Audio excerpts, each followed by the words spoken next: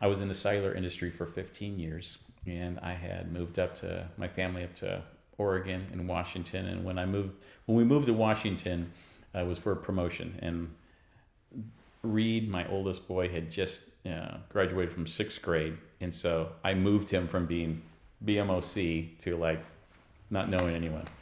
So Andrew was like, cool, whatever.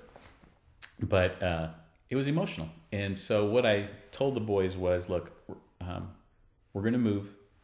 Mom and I made this decision, but you can get through high school, and I won't be moving us again unless I can't feed you. If I can't feed you, I think you'll be good for the move.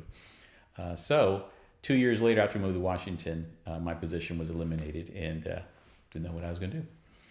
But I did know this. They did offer me to move to Bend, but because of that promise I made to the boys, that wasn't an option. So I just let that go and just trusted God and said, what's the next step?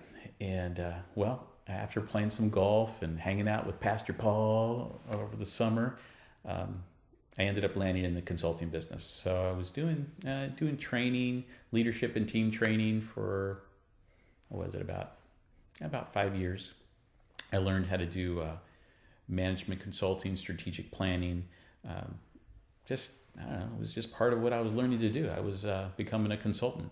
And the reason I say becoming, because one person told me at one time, a consultant, he said, you're a consultant when you stop looking for a job. Well, in those first 5 years, I must admit that I was still looking for a job. There wasn't anything better out there. At the end of those 5 years, or during that fifth year, I really struggled. I was having, I don't know what you call it. It wasn't a midlife crisis, but it was more like a career crisis. I was working, my company was within an accounting firm, and that accounting, I thought that might be a long-term solution for me, becoming a partner there and having the consulting end. But that last year just kind of showed that, no, we had different paths. But I didn't really have a path to take myself. I was still doing the leadership team training, but I wasn't satisfied. It was just a real funk in my life. That year was more of a year of faith, walking in day to day at work, committed to do my job the best I can, but not really excited about being there. And I would have to say that that was a hard year. I kind of think of it as who was it? Jacob, the Laban scenario. It was kind of like that. Well, anyway, it was a time in my life where I felt like I didn't want to be here, but I wasn't supposed to leave. There was changes that needed to go on in me, and part of that had to do with envy and jealousy and things like that. And so some of that stuff I was kind of getting ground up.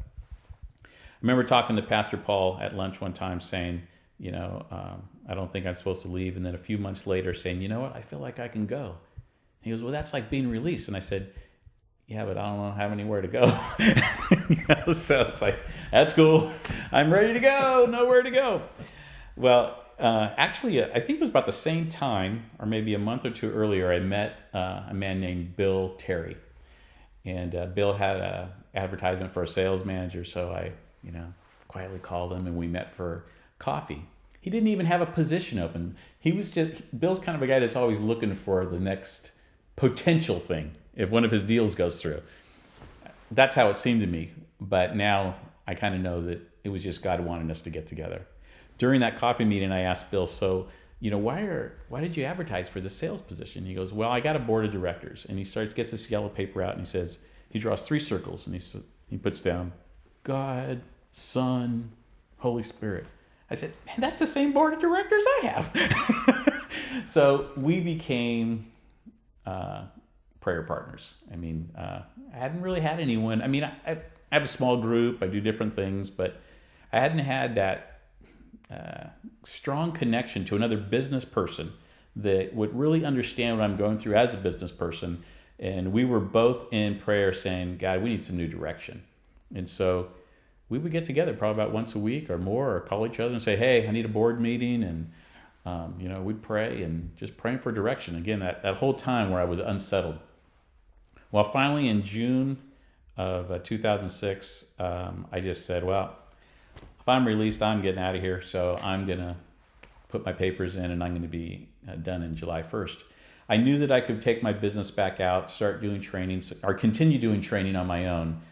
But I also knew that wasn't the long-term direction, but it could feed my family. So I kept it up. But Bill introduced me to a gal, Deborah Gravel, and said, I want you two to network together. She had some electronic card service that you can, it looks like you handwrote things. I said, sure, I'll meet her. I mean, there was really no business to do with each other, but we were supposed to meet each other. Well, during that meeting with Deborah, she was asking me, so why'd you leave the accounting firm? And I was explaining a little bit of this story. I really can't even remember what I shared with her. But at one point in that meeting, she said, you should be a sales manager for small businesses. Well, it was kind of like, the trumpets, the light, the clouds party. I hadn't really discussed with anyone this particular business model, but for some reason, when she said that, it sounded like I had thought of it before. And so what came out of my mouth, and it's never come out before, and it hasn't come out since, is this: Deborah, you've just confirmed a direction from God for me. I'm going to do this. This is what I'm doing.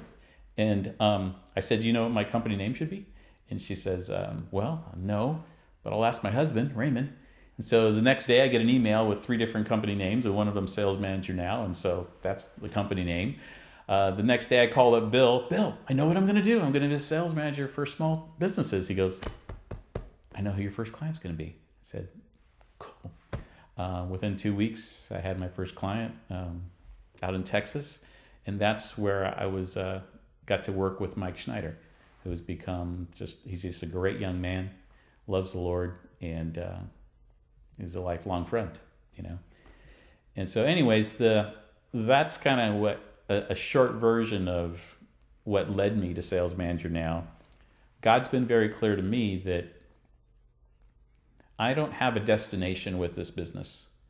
He's given me clear direction, because that's what I prayed for. Might have prayed for a destination, but I wasn't. I was praying for direction. He's given me clear direction, and we've been walking in that direction ever since.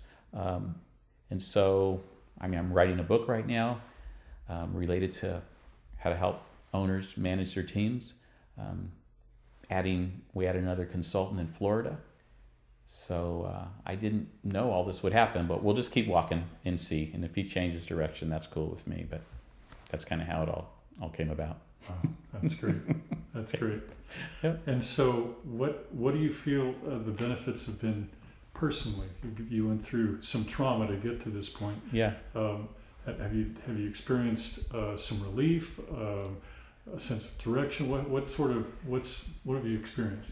What I experienced was this. What I was going through that year, the main thing I was going through as a salesperson, and it's almost like contrary to what I do with teaching my teams. Okay, in sales, all your life, all you do is go out there and make it happen. I can remember sending a message one month to one of my teams. We have to make it happen, and it's kind of like contrary to trusting in God, right? Like He makes things happen. So I've always made things happen, set goals, achieved goals, had the highs, had the lows. That year, I was turned upside down where I couldn't even create a business plan for myself. I would sit there and try to write it, and it was like I didn't know how to write. I didn't know what to write. There was no certainty or confidence. I really believe that He transformed me from giving Him credit when it was convenient to actually trusting in His provision. And so what's changed is I do the work, He provides. That's the deal I believe He's made. Renee, you go work, I provide. And I work with encouraging people, educating people, motivating people for lasting change. And if I'm getting paid or I'm not getting paid, that's not the big concern, because He takes care of the other part. That's been the personal benefit, because now I have that relief of not feeling like it's all on my shoulders and I have to keep doing it. And it's real for me. And I share that with some people, and it sounds good, but it's not real for them yet. But It's real for me.